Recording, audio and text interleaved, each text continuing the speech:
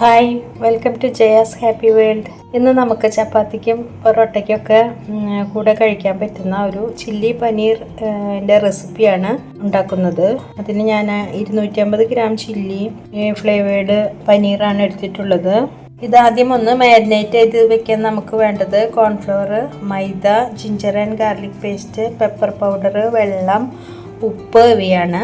അത് കഴിഞ്ഞിട്ട് നമുക്ക് കറി ഉണ്ടാക്കാൻ മസാല, ചില്ലി പൗഡർ, കാപ്സിക്കം, സവാള ചതുരത്തിൽ അരിഞ്ഞത്, കാപ്സിക്കം അതുപോലെ ചതുരത്തിൽ അരിഞ്ഞത് വേണം, പിന്നെ സെലറി, പിന്നെ നമുക്ക് വേണ്ടത് soya sauce, chilli sauce, tomato sauce, സ്വല്പം വിനീഗർ, ഇവയൊക്കെയാണ്.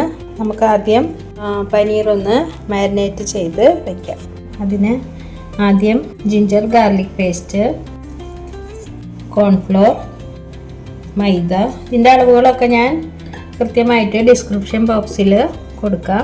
പിന്നെ പാകത്തിന് ഉപ്പ്, കുരുമുളക് പൊടി, ചില്ലി പൗഡർ. ഇനി ഇത് നമുക്ക് വെള്ളം ഉപയോഗിച്ചൊന്ന് പേസ്റ്റ് ആക്കാം. ഇതൊരു പേസ്റ്റ് രൂപത്തിലാക്കിയിട്ടുണ്ട്. ഇതിലോട്ട് നമുക്ക് പനീർ ഇട്ടിട്ടൊന്ന് മിക്സ് ചെയ്യാം. പനീർ ഉടഞ്ഞു പോരുത്, വളരെ സോഫ്റ്റായിട്ട് മിക്സ് ചെയ്താൽ മതി.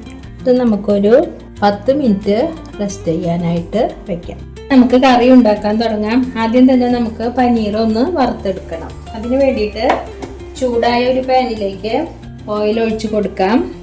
ഞാനിവിടെ സൺഫ്ലവർ ഓയിലാണ് എടുത്തിട്ടുള്ളത്. ഓയിൽ നല്ലപോലെ ചൂടായിട്ടുണ്ട്. ഇനി നമുക്ക് പനീർ ഇട്ട് കൊടുക്കാം.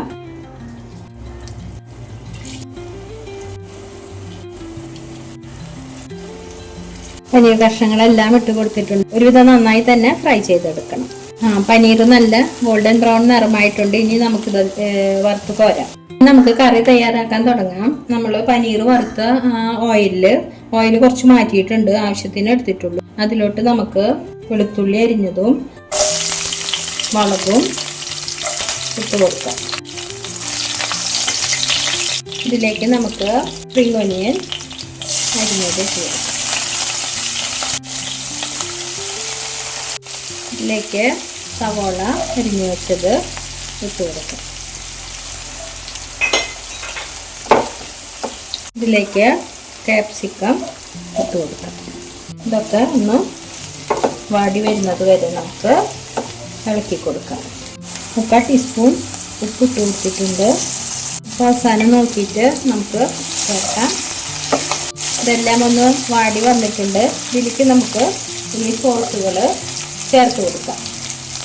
ആദ്യം ഞാൻ ചേർത്ത് കൊടുക്കുന്നത് ടൊമാറ്റോ സോസാണ്. പിന്നെ ചേർത്ത് കൊടുക്കുന്നത് ചില്ലി സോസാണ്. ഇനി ചേർത്ത് കൊടുക്കുന്നത് സോയാ സോസാണ്. ഇനി സ്വല്പം വിനീഗർ നല്ലപോലെ ഒന്ന് ഇളക്കി കൊടുക്കാം. ഇനി നമുക്ക് ചേർത്ത് കൊടുക്കുന്നത് ഒരു 1/2 ടീസ്പൂൺ എരിവുള്ള മുളക് പൊടി, 1/2 ടീസ്പൂൺ കുരുമുളക് പൊടി. ഇതിലോട്ട് നമുക്ക് ഒരു 1/4 കപ്പ് വെള്ളം വയ്ക്കാം. നമ്മൾ ഇച്ചിരി ഗ്രേവിയുള്ള ചില്ലി പനീറാണ് ഉണ്ടാക്കുന്നത്. ഈ ഗ്രേവിയിലേക്ക് 1 ടീസ്പൂൺ കോൺഫ്ലോർ കലക്കി വെച്ച വെള്ളം, ഒരു തിക്നെസ് കിട്ടാൻ വേണ്ടിയിട്ടാണ്. ഗ്രേവി ഒരുവിധം തിക്നെസ് ആയിട്ടുണ്ട്. ഇതിലേക്ക് നമുക്ക് വറുത്ത് വെച്ച പനീർ ഇട്ട് കൊടുക്കാം. നല്ലപോലെ മിക്സ് ചെയ്യാം.